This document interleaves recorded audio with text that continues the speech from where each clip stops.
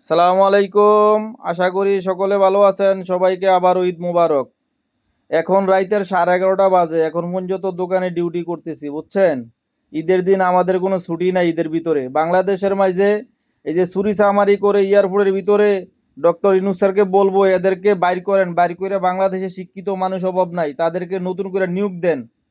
তাইলেই সবচেয়ে বেটার হইব, চুরি চামারিগুলো যাইবো, বুঝছেন। আর এয়ারপোর্টটা কুদ্দুর এরিয়া, প্রত্যেক জায়গায় যায় ক্যামেরা লাগাইলে তো চোরগুলারে ধরা যায়। এরা নিজেরা জড়িত আছে এটার ভিতরে। ডক্টর ইউনূস স্যারকে বলবো তাদেরকে বাইর করেন, বাইর করে নতুন লোক নিয়োগ দেন। প্রবাসীরা হয়রানি হচ্ছে। এই যে আমাদের এখানে ছুটি নেই, বাংলাদেশের মধ্যে সরকারি চাকরি যারা করে তারা 3 দিন 4 দিন ছুটি। তারা কি আমাদের চাইতে দেশকে বেশি ভালোবাসে? আমরা দেশের মাঝে রেমিটেন্স পাঠাই, পয়সা দেই, আমরা দেশকে বেশি ভালোবাসি তাদের চাইতে। 3 দিন 4 দিন ছুটি কাটাইবো, আমরা একদিনও ছুটি নাই, বুঝছেন। সবাই ভালো থাকবেন। আসসালামু আলাইকুম। বেশি করে কিছু একটা লেখা যান, প্রবাসীরা যে হয়রানিগুলো হয় এয়ারপোর্টের ভিতরে, আপনারা কিছু একটা লেখেন, এটার প্রতিবাদ জানান। ওকে, ভালো থাকবেন সবাই। আবার ঈদ মুবারক।